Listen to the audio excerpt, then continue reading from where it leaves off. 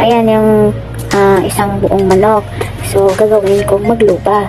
So, guys, hiniwa ko na yan na medyo malalaki yan. So, ayan, pagkatapos niyan, guys, hugasan ko na yan. At saka, pagkatapos kong hugasan, ipiprito ko. So, naghiwa na ako ng sibuyas dyan. At saka, nipiprito ko na yung mga lamas. Pinahalo-halo ko na yan.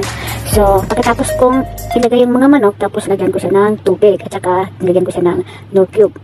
Ayan. Tapos, ayan guys, kumulo na siya. So, ngayon guys, at saka habang hinantay ko yung manok na maluto, nagprito ako ng talong, then yung mga patatas, at saka yung tinatawag nila na pusa. So, ayan guys, pagkatapos ko magprito, ayan, hinahalo-halo ko na. Kasi maghalo-halo naman yan sila pagka ilagay na yan sa kaldero. So, yung tubig ng manok, hindi ko tinapon yun. Yan, nilipat ko siyan para yan din yung ilagay kong tubig. Ayan nga mamsi, pagkatapos ko magprito, nilagay ko na yan sa kaldero.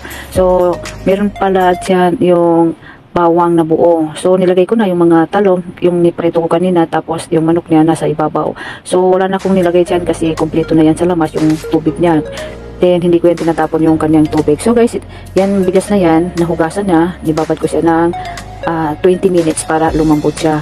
So, maganda ang pagkaluto niya yan. Pagka ganyan, ibababad mo siya ng 20 minutes. Yan, basmati rice.